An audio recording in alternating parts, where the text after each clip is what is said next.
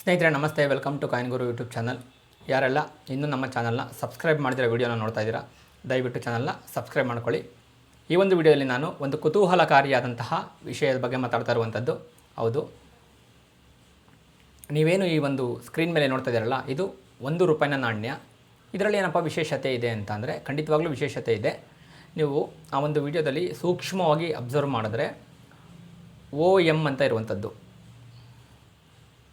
ಓ ಮೇಲುಗಡೆ ಇದೆ, ಅದರ ಕೆಳಗಡೆ ಎಮ್ ಅಂತ ಇರುವಂಥದ್ದು.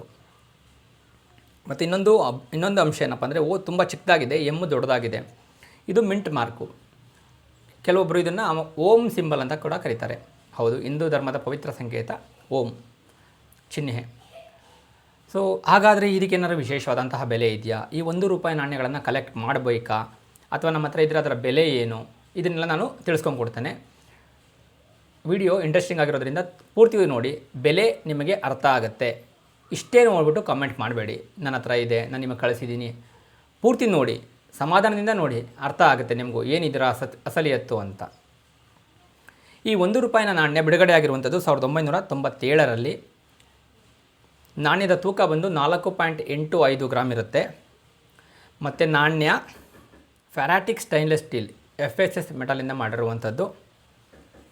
ನಾಣ್ಯದ ಅಬ್ಸರ್ವ್ ಸೈಡ್ನಲ್ಲಿ ರಾಷ್ಟ್ರೀಯ ಲಾಂಛನ ಮತ್ತು ನಾಣ್ಯದ ರಿವರ್ಸ್ ಸೈಡ್ನಲ್ಲಿ ₹1 ಸಿಂಬಲ್ ಇರುವಂಥದ್ದು, ಮತ್ತು 2 ಗೋಧಿಯ ತೆನೆ ಇರುವಂಥದ್ದು. ನಾಣ್ಯಕ್ಕೆ ಸ್ಮೂತ್ ಎಡ್ಜಸ್ ಇರುವಂಥದ್ದು. ಸತ್ಯಮೇವ ಜಯತೆ ಇಂಡಿಯಾ ಅಂತ ದೇವನಾಗರಿ ಲಿಪಿ ಮತ್ತು ಭಾರತ ಅಂತ ಹಿಂದಿಯಲ್ಲಿ ಮತ್ತು ಇಂಗ್ಲೀಷ್ನಲ್ಲಿ ಇರುವಂಥದ್ದು.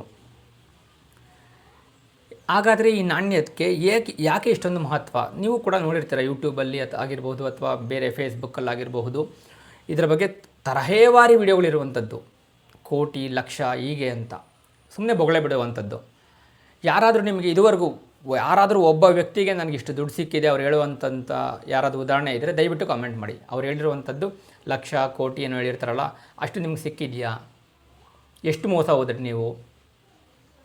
ನೋಡಿ, ನಮ್ಮ ಹಿಂದೂಗಳಿಗೆ ಓಂ ಅನ್ನುವಂಥದ್ದು ಪವಿತ್ರವಾದಂತಹ ಚಿಹ್ನೆ. ನಾವು ಅದನ್ನು ಏನಂತಾರೆ, ತುಂಬ ಶ್ರದ್ಧೆಯಿಂದ ಭಕ್ತಿಯಿಂದ ಅದನ್ನು ಪಠಿಸ್ತೀವಿ, ಹೋಮ್ ಅಂತ. ಅದೇ ರೀತಿ ಮುಸಲ್ಮಾನರಿಗೆ 786 ಪವಿತ್ರ ಸಂಖ್ಯೆ ಅಂತ ಹೇಳ್ತಾರೆ. ನನಗೆ ಅದರ ಬಗ್ಗೆ ಅಷ್ಟು ಐಡಿಯಾ ಇಲ್ಲ. ಅದೇ ರೀತಿ 541, ಯಾರು ಸಾಯಿಬಾಬಾ ಭಕ್ತರಿರ್ತಾರಲ್ಲ ಅವರಿಗೆ 541 ಕೂಡ ಇಂಪಾರ್ಟೆಂಟ್. ಸೊ ಈ ಎಲ್ಲ ನಂಬರ್ಗಳನ್ನ ಇಟ್ಕೊಂಡು ಈ ಸಂಖ್ಯೆಯಲ್ಲಾಗಿರಬಹುದು ಅಥವಾ ಈ ಮಿಂಟ್ ಮಾರ್ಕ್ಗಳಲ್ಲಾಗಿರಬಹುದು, ಅದೇ ರೀತಿ ಏನು ಹೇಳ್ತಾರೆ ನೋಟುಗಳಲ್ಲಾಗಿ ಬರುವಂತಹ ನಂಬರ್ಗಳಲ್ಲಾಗಿರಬಹುದು, ಜನರನ್ನು ಆ ನಂಬರ್ಗಳಿದ್ರೆ ನಿಮಗೆ ವಿಶೇಷವಾದಂತಹ ಶಕ್ತಿ ಬರುತ್ತೆ, ವಿಶೇಷವಾದಂತಹ ಅದೃಷ್ಟ ಬರುತ್ತೆ, ಇದಕ್ಕೆ ಲಕ್ಷ ಸಿಗುತ್ತೆ, ಅಷ್ಟು ಕೋಟಿ ಸಿಗುತ್ತೆ ಅಂತ ಹೇಳಿ ಇವತ್ತಿಗೂ ಯಾಮಾರಿಸ್ತಾ ಇದ್ದಾರೆ. ಪ್ರತಿದಿನ ಬೆಳಗ್ಗೆ ನನಗೆ ಬರ್ತಾನೆ ಇದ್ದಾವೆ, ಸರ್ ಈ ಥರ ಹಿಂಗಾಯಿತು, ಹಿಂಗೆ ಮೋಸ ಮಾಡಿದ್ದಾರೆ ನೋಡಿ ಅಂತ ಸ್ಕ್ರೀನ್ಶಾಟ್ಗಳೆಲ್ಲ ಕಳಿಸ್ತಾ ಇದ್ದಾರೆ. ಇದು ಒಂದು ಮಿಂಟ್ ಮಾರ್ಕ್ ಅಷ್ಟೇ. ನಮ್ಮ ದೇಶದಲ್ಲಿ ಈ 1997ರಲ್ಲಿ ಏನು ಈ ಒಂದು ಫೆರಾಟಿಕ್ ಸ್ಟೈನ್ಲೆಸ್ ಸ್ಟೀಲ್ನ ಮೆಟಲ್ನ ಒಂದು ಅಭಾವ ಇದ್ದಿದ್ದರಿಂದ ಹೊರದೇಶಕ್ಕೆ ಗುತ್ತಿಗೆ ಕೊಟ್ಟಿದ್ದು. ಯಾವ ದೇಶದ ಮಿಂಟ್ ಇದು? ಮೆಕ್ಸಿಕೋ ದೇಶದ ಮಿಂಟು. 1997ರ ಕೆಳಗಡೆ ಇದೆಯಲ್ಲ ಓಮ್ ಅಂತ, ಅದು ನಮ್ಮ ದೇಶದಲ್ಲಿ 4 ಮಿಂಟ್ಗಳಿಗೆ ಇವಾಗ ರನ್ನಿಂಗ್ ಇರುವಂತಹ ಮಿಂಟ್ಗಳಿಗೆ ಹೈದರಾಬಾದ್ ಇದ್ದರೆ ಸ್ಟಾರ್ ಮಿಂಟ್ ಇರುತ್ತೆ, ನೋಯ್ಡಾ ಇದ್ದರೆ ಡಾಟ್ ಇರುತ್ತೆ, ಕೋಲ್ಕತ್ತಾ ಇದ್ದರೆ ಮಿಂಟ್ ಮಾರ್ಕ್ ಇರೋದಿಲ್ಲ, ಅದೇ ರೀತಿ ಬಾಂಬೆ ಇದ್ದರೆ ಡೈಮಂಡ್ ಮಾರ್ಕ್ ಇರುತ್ತಲ್ಲ, ಅದೇ ರೀತಿ ಇದು ಮೆಕ್ಸಿಕೋ ಮಿಂಟ್, ಮೆಕ್ಸಿಕೋ ದೇಶದ ಮಿಂಟ್. ಅವರಿಗೆ ನಾವು ಗುತ್ತಿಗೆ ಕೊಟ್ಟಿದ್ದರು. ಯಾಕೆಂದರೆ ಆಗ ಚಿಲ್ಲರೆಯ ಅಭಾವ ಜಾಸ್ತಿ ಇತ್ತು ಮತ್ತು ಬೇಡಿಕೆ ಜಾಸ್ತಿ ಇತ್ತು ಚಿಲ್ಲರೆಗೆ.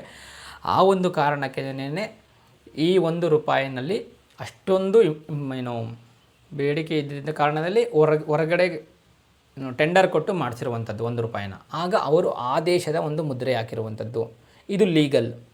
ಹಾಗಾದರೆ ಇದಕ್ಕೇನಾದರೂ ವಿಶೇಷವಾದಂತಹ ಬೆಲೆ ಇದೆಯಾ? ಖಂಡಿತ ಇದೆ. ಯಾವುದು ವಿಶೇಷವಾದಂತಹ ಬೆಲೆ ಅಂದರೆ ₹1ಗೆ ₹1. ಇದೇನಿದು ₹1ಗೆ ₹1 ಇದ್ರೆ ವಿಶೇಷವಾದಂತಹ ಬೆಲೆ ಅಂತಾರಲ್ಲ. ಈ ನಾಣ್ಯಕ್ಕೆ ಇದ್ರ ದುರದೃಷ್ಟನೋ ಏನೋ ಗೊತ್ತಿಲ್ಲ, ಇದು ಬಳಕೆಯಲ್ಲಿದ್ದು ಜನರ ಸಿಕ್ಕಿ ಇಟ್ಕೊಂಡಿರುವಂಥದ್ದೇ ಜಾಸ್ತಿ. ಮುಂದಕ್ಕೆ ಅದು ಚಲಾವಣೆ ಮಾಡ್ತಾಯಿಲ್ಲ, ಏನೋ ಬಂದುಬಿಡುತ್ತೆ, ಏನೋ ಸಿಕ್ಬಿಡುತ್ತೆ, ಏನೋ ರಾತ್ರಿ ಆಗಿ ಬೆಳಗ್ಗೆ ಆಗೋಷ್ಟರಲ್ಲಿ ನಾವು ಕೋಟ್ಯಾಧೀಶ್ವರ ಆಗೋಗ್ತೀವಿ, ಲಕ್ಷಾಧೀಶ್ವರ ಆಗೋಗ್ತೀವಿ, ನಮ್ಮ ಸಾಲ ಎಲ್ಲ ತೀರೋಗುತ್ತೆ ಅಂತ ಅಂದ್ಕೊಂಡು ಇಟ್ಕೊಂಡಿರೋದೇ ಜಾಸ್ತಿ ನಾಣ್ಯಗಳನ್ನು, ಈ ಓಂ ಸಿಂಬಲ್ ಇರುವಂತಹ ನಾಣ್ಯಗಳನ್ನು. ಈ ರೀತಿ ಎಲ್ಲ ಮಾಡೋಕ್ಕೆ ಹೋಗ್ಬೇಡಿ. ಅದರಲ್ಲಿ ಏನೇ ಅರ್ಥ ತಿಳ್ಕೊಳ್ಳಿ, ಏನಿದು ಓಂ ಅಂತ ನಿಮ್ಗೆ ಗೊತ್ತಿಲ್ವಾ? ಎಕ್ಸಿಬಿಷನ್ಗಳಲ್ಲಿ ಹೋಗಿ ತೋರಿಸಿ ಅವರು ತೊಗೊಳಕ್ಕೆ ಹೋಗೋದಿಲ್ಲ ಇಂಥ ನಾಣ್ಯಗಳನ್ನು. ಯಾಕೆಂದರೆ ಇದು ಸರ್ವೇ ಸಾಮಾನ್ಯವಾದಂತಹ ಕಾಮನ್ ಕಾಯಿನ್. ನೀವು ಎಲ್ಲಿವರೆಗೂ ಈ ರೀತಿಯಾಗಿ ನಮ್ಮ ಒಂದು ಏನು ಭಾವನೆಗಳನ್ನು ನಾಣ್ಯಗಳಾಗಿರ್ಬೋದು, ನೋಟುಗಳಲ್ಲಾಗಿರ್ಬೋದು ವ್ಯಕ್ತಪಡಿಸ್ತಾ ಇರ್ತೀವಿ, ಅಲ್ಲಿವರೆಗೂ ಅವರು ಅದನ್ನೇ ಬಂಡವಾಳ ಮಾಡಿಕೊಂಡು ನಿಮ್ಮಿಂದ ಹಣವನ್ನು ವಸೂಲಿ ಮಾಡ್ತಾ ಇರ್ತಾರೆ. ಆದಷ್ಟು ಬೇಗ ಜಾಗೃತರಾಗಿ. ಇನ್ನೂ ಎಷ್ಟು ವರ್ಷ ಬೇಕು ನಿಮಗೆ ಈ ಒಂದು ಮೂಢನಂಬಿಕೆಗಳಿಂದ ಹೊರಗಡೆ ಬರೋದಕ್ಕೆ? ಹಾಗಾದರೆ ಏನು ಬೆಲೆ ಇಲ್ವಾ? ನೋಡಿ, 786 ನೋಟಿಗೆ ಎಷ್ಟು ಬೆಲೆ ಅಂತ ನಿಮಗೆ ಗೊತ್ತು. 500 ರೂಪಾಯಿ ನೋಟು, UNC ನೋಟು 786 ಇದೆ ಅಂದರೆ 520 ರೂಪಾಯಿ, 20 ರೂಪಾಯಿ ಸಿಗುತ್ತೆ. ಅದು ಯಾವಾಗ ಅಂತ ಅಂದರೆ ಅದನ್ನು ಬಯರ್ ಬರಬೇಕು. ಸುಮ್ಮನೆ ನನಗೆ 520 ರೂಪಾಯಿ ಬೆಲೆ ಇದೆ ಅಂತ ಅಂದ ತಕ್ಷಣಕ್ಕೆ ಎಲ್ಲರೂ ತೊಗೊಂಡ್ಬಿಡ್ತಾರೆ ಮಾರ್ಕೆಟಲ್ಲಿ ಹೋಗಿ? ಇಲ್ಲ, ಅದಕ್ಕೆ ಕಲೆಕ್ಟ್ ಮಾಡುವಂಥವ್ರು ಸಿಗಬೇಕು. ಅದಕ್ಕೆ ನಾನು ಹೇಳೋವಂಥದ್ದು, ನೀವು ಕಲೆಕ್ಟ್ ಮಾಡಿ, ಬೇಡ ಅನ್ನೋದಿಲ್ಲ. ಈ ನಾಣ್ಯ ನಿಮ್ಮಿಟ್ಕೊಳ್ಳೋದು, ನೀವು ಅದಕ್ಕೆ ₹1 1 ನೀವು ಹಣವನ್ನು ಕೊಟ್ಟಿರ್ತೀರ, ಚಿಲ್ಲರೆ ಸಿಕ್ಕಿರುತ್ತೆ, ಅದನ್ನ ಇಟ್ಕೊಂಡಿರ್ತೀರ. ಆದರೆ ಅದಕ್ಕೆ ಎಷ್ಟು ಬೆಲೆನ ನೀವು ತಿಳ್ಕೊಬೇಕಾಗಿರುವಂಥದ್ದು ನಿಮ್ಮ ಕರ್ತವ್ಯ. ಈ ₹1 ನಾಣ್ಯಗಳಿಗೆ ಏನು ವಿಶೇಷ ಬೆಲೆ ಇಲ್ಲ, ಬೋಗಸ್ ಬೆಲೆ. ಈ ಲಕ್ಷ ಕೋಟಿ ಅನ್ನೋದೆಲ್ಲ ಬೋಗಸ್, ಯಾರೂ ಕೊಡೋದಿಲ್ಲ, ಎಲ್ಲ ಫ್ರಾಡ್ ನನ್ನ ಮಕ್ಕಳರು. ₹1ಗೆ ₹1 ನಿಜವಾದ ಬೆಲೆ. UNC ಇತ್ತು ಅಂದರೆ ₹5 ಸಿಗುತ್ತೆ. ಅದಕ್ಕೆ ಕಲೆಕ್ಟರ್ ಬರಬೇಕು. ನಾನು ಕಲೆಕ್ಟ್ ಮಾಡ್ತೀನಾ? ಇಲ್ಲ. ಈ ರೀತಿಯ ಕಾಮನ್ ಕಾಯಿನ್ಗಳನ್ನು ನಾನು ಕಲೆಕ್ಟ್ ಮಾಡೋದಿಲ್ಲ, ಅದನ್ನು ನಾನು ಖರೀದಿನೂ ಮಾಡೋದಿಲ್ಲ. ಯಾಕೆಂದರೆ ನನ್ನ ಹತ್ರ ಈ ಥರದ್ದು ನನಗೆ ಚಲಾವಣೆಯಲ್ಲೇ UNC ಸಿಕ್ಬಿಡುತ್ತೆ. ಕರೆಕ್ಟಾಗಿ ಹುಡುಕಿದ್ರೆ ಚಲಾವಣೆಯಲ್ಲೇ UNC ಸಿಕ್ಬಿಡುತ್ತೆ. ₹5ಗೋಸ್ಕರ ನಾನು ಯಾಕೆ ಇನ್ನೊಬ್ಬರಿಂದ ಬೈ ಮಾಡಲಿ? ನನಗೆ ಸಿಗುತ್ತಲ್ಲ. ನಿಮಗೆ ಹೇಗೆ ಸಿಗುತ್ತೋ ನನಗೂ ಹಾಗೆ ಸಿಗುತ್ತೆ. ಸೊ ಈ ಒಂದು ವಿಡಿಯೋ ನಿಮಗೆ ಇನ್ಫಾರ್ಮೇಟಿವ್ ಆಗಿತ್ತು ಅನಿಸಿದ್ರೆ ದಯವಿಟ್ಟು ವಿಡಿಯೋನ ಹಲವಾರು ಜನರಿಗೆ ಶೇರ್ ಮಾಡಿ. ಯಾಕೆಂದರೆ ಈ ರೀತಿಯ ಮೋಸ, ಸುಲಿಗೆ, ವಂಚನೆಗಳು ದಿನೇ ದಿನೇ ನಮ್ಮ ನ್ಯೂಮಿಸ್ಮ್ಯಾಟಿಕ್ ಫೀಲ್ಡಲ್ಲಿ, ಈ ಒಂದು ನಾಣ್ಯಶಾಸ್ತ್ರದ ಫೀಲ್ಡಲ್ಲಿ ಜಾಸ್ತಿ ಆಗ್ತಾಯಿದೆ. ಅದನ್ನೆಲ್ಲ ತಡೆಗಟ್ಟಬೇಕಾಗಿರುವಂಥದ್ದು ನಿಮ್ಮೆಲ್ಲರ ಕರ್ತವ್ಯ.